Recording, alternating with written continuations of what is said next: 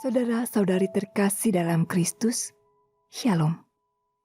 Kita akan mendengarkan bacaan harian dan renungan singkat edisi Minggu 11 September 2022. Mari kita siapkan hati dan pikiran kita untuk mendengarkan sabda Tuhan. Bacaan diambil dari kitab Lukas bab 15 ayat 1 sampai 32. Inilah Injil suci menurut Lukas. Para pemungut cukai dan orang-orang berdosa biasa datang kepada Yesus untuk mendengarkan Dia. Maka bersungut-sungutlah orang-orang Farisi dan ahli-ahli Taurat. Katanya, Ia menerima orang-orang berdosa dan makan bersama-sama dengan mereka. Maka Yesus menyampaikan perumpamaan ini kepada mereka. Siapakah di antara kamu yang mempunyai 100 ekor domba, lalu kehilangan seekor, tidak meninggalkan yang 99 ekor di padang gurun, dan pergi mencari yang sesat itu sampai ia menemukannya? Dan kalau telah menemukannya, ia meletakkan domba itu di atas bahu dengan gembira. Dan setibanya di rumah, ia memanggil sahabat-sahabat dan tetangga-tetangganya, serta berkata, "Bersukacitalah bersama aku, sebab dombaku yang hilang telah kutemukan." Aku berkata kepadamu, demikian juga akan ada sukacita di surga karena satu orang berdosa yang bertobat, lebih daripada sukacita karena 99 orang benar yang tidak memerlukan pertobatan. Atau perempuan manakah yang mempunyai 10 dirham, lalu kehilangan satu di antaranya, tidak menyalakan pelita dan menyapu rumah serta mencarinya dengan cermat sampai ia menemukannya? Dan kalau telah menemukannya, ia memanggil sahabat-sahabat dan tetangga-tetangganya, serta berkata, "Bersukacitalah bersama aku, sebab dirhamku yang hilang itu telah kutemukan." Aku berkata kepadamu, demikian juga akan ada sukacita pada malaikat-malaikat Allah karena satu orang berdosa yang bertobat. Yesus berkata lagi, ada seorang mempunyai 2 anak laki-laki. Kata yang bungsu kepada ayahnya, "Bapa, berikanlah kepadaku bagian harta milik kita yang menjadi hakku." Lalu ayahnya membagi-bagikan harta kekayaan itu di antara mereka. Beberapa hari kemudian, anak bungsu itu menjual seluruh bagiannya itu, lalu pergi ke negeri yang jauh. Di sana, ia memboroskan harta miliknya itu dengan hidup berfoya-foya. Setelah dihabiskan semua harta miliknya, timbullah bencana kelaparan di dalam negeri itu. Dan ia pun mulai melarat. Lalu ia pergi dan bekerja pada seorang majikan di negeri itu. Orang itu menyuruhnya ke ladang untuk menjaga babi. Lalu ia ingin mengisi perutnya dengan ampas yang menjadi makanan babi itu. Tetapi tidak seorang pun yang memberikannya kepadanya. Lalu ia menyadari keadaannya. Katanya, "Betapa banyaknya orang upahan Bapakku yang berlimpah-limpah makanannya. Tetapi aku di sini mati kelaparan. Aku akan bangkit dan pergi kepada Bapakku dan berkata kepadanya, Bapa, aku telah berdosa terhadap surga dan terhadap Bapa. aku tidak layak lagi disebut anak Bapa. Jadikanlah aku sebagai seorang upahan Bapa." Maka bangkitlah ia dan pergi kepada bapaknya. Ketika ia masih jauh, ayahnya telah melihat dia.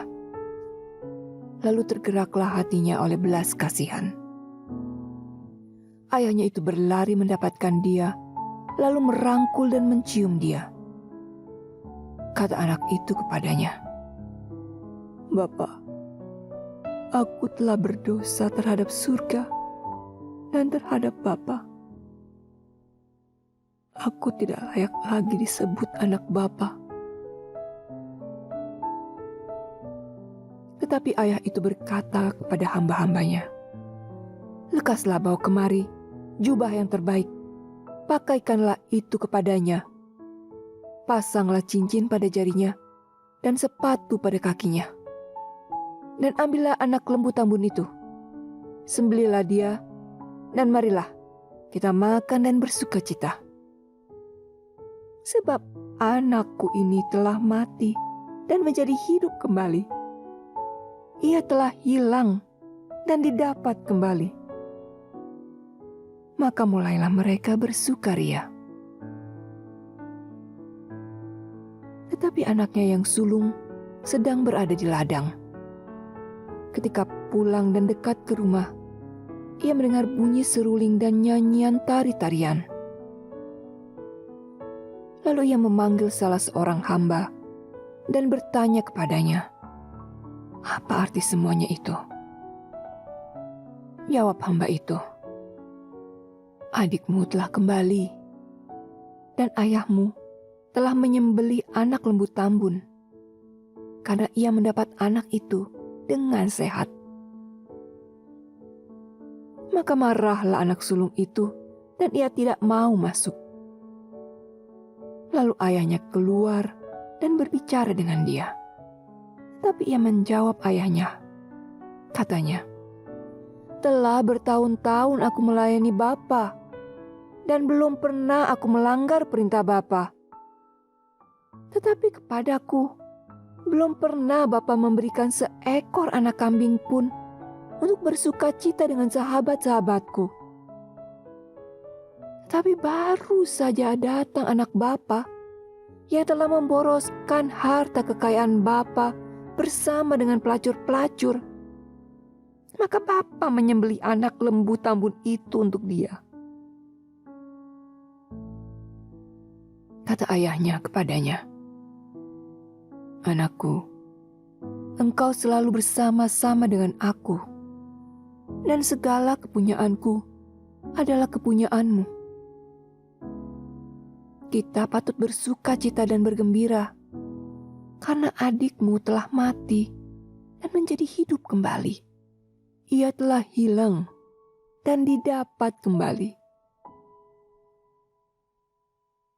Demikianlah sabda Tuhan.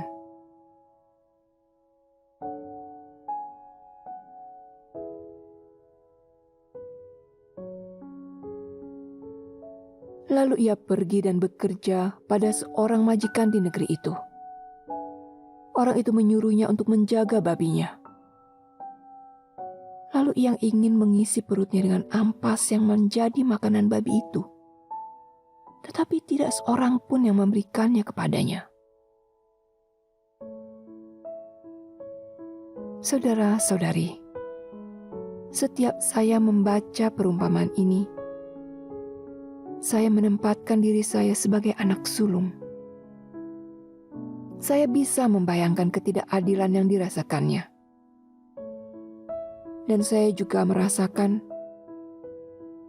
tidak melakukan apa yang dilakukan anak bungsu. Menuntut sesuatu yang belum menjadi haknya, memboroskan harta. Tetapi benarkah demikian? Bagaimana saat saya dan suami saya menerima bantuan BLT saat pandemi COVID? Bukankah kami tidak berkekurangan saat itu? Dan bila kami masing-masing menerima, bukankah itu berarti ada dua keluarga yang berhak, yang tidak menerima. Bagaimana dengan saya memasak dengan gas dari tabung hijau yang hanya diperuntukkan untuk masyarakat miskin? Bagaimana dengan pemborosan, membeli barang-barang yang tidak diperlukan, yang akhirnya menjadi sampah, hanya karena mengejar diskon belanja online? Bagaimana dengan pemborosan pemakaian sumber daya alam, BBM, air, listrik, dan lain-lain? Karenanya, seperti si bungsu, saya harus menjadi penjaga babi. Mengapa babi ya? Bukankah bangsa Yahudi tidak makan babi? Oh, babi ternyata dipelihara orang bukan Yahudi untuk konsumsi orang Roma. Babi di masyarakat Yahudi bukan hanya haram, namun juga menyengsarakan orang miskin karena mengambil jatah makanan mereka.